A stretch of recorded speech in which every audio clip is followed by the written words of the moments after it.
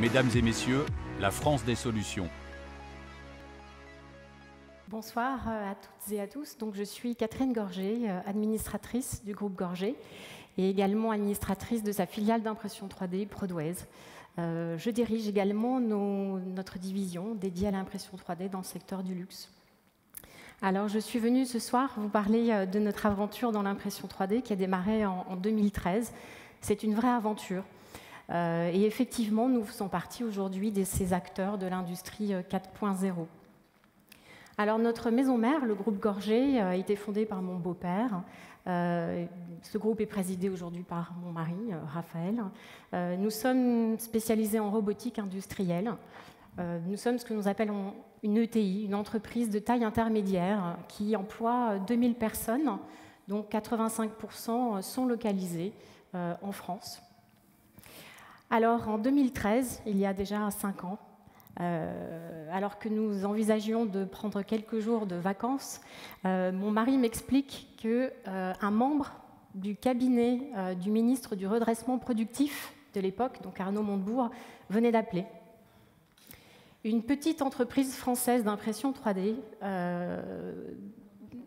était possiblement en train de passer entre les mains d'une société étrangère. Alors, dans ces sociétés, il y avait un salarié, un brevet d'impression 3D. Il fallait faire une offre en 15 jours et ça coûtait 5 millions d'euros. Alors, nos vacances ont été légèrement modifiées et raccourcies. Et nous avons fait cette acquisition. Alors, maintenant, ça fait 5 ans. Donc, aujourd'hui, où en sommes-nous ? Eh bien, aujourd'hui, nous possédons, selon les experts, une des technologies d'impression 3D les plus productives et les plus rapides au monde.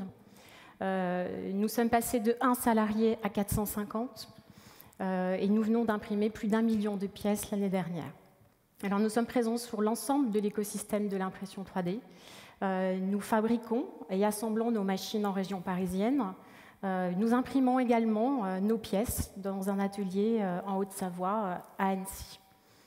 Alors, je vais vous donner quelques cas concrets de pièces que nous imprimons, par exemple dans l'aéronautique. Nous imprimons d'ailleurs pour le groupe Safran, qui a investi 5 millions d'euros dans notre capital. Nous imprimons des pièces complexes, voire très complexes, voire impossibles à réaliser autrement qu'en impression 3D. Des pièces légères qui permettent de réduire le poids de l'aéronef et donc de réduire l'impact environnemental.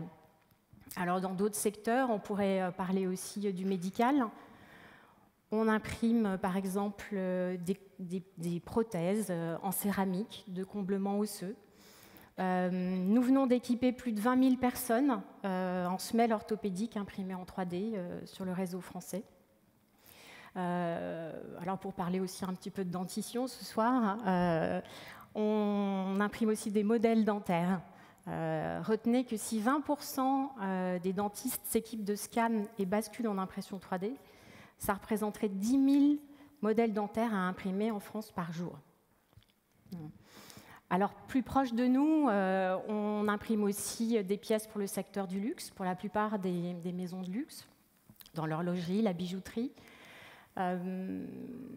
Alors, eux ont aussi la philosophie d'essayer de relocaliser la fabrication d'une partie de leurs composants en France. Je peux vous donner l'exemple de la maison Roche-Beaubois, qui est un des pionniers en la matière, pour qui nous imprimons des objets de décoration qui sont distribués dans leurs 250 boutiques dans le monde. Alors, l'équipe, ce soir, souhaitait que je vous apporte ici sur scène une imprimante 3D. Alors, une imprimante 3D professionnelle, ça pèse 1 tonne et ça fait à peu près la taille d'une Clio, ce qui me paraissait un petit peu compliqué. Alors, j'ai proposé plutôt de vous apporter une statue, qui est une œuvre d'art, quelque chose qui a été préparé dans notre atelier à Annecy, en Haute-Savoie, qui est une sculpture de l'artiste Stéphane Simon, qui est présent ce soir. Alors voilà, nous sommes sur un marché en croissance, en forte croissance, plus de 20% par an, là où nous avons, sur ce trimestre, eu une croissance de près de 88%. Alors pour conclure ce soir, le quotidien est assez grisant. Nous sommes passés de 1 à 450 salariés, de 1 brevet à 13 brevets. Nous avons réussi notre introduction en bourse l'année dernière.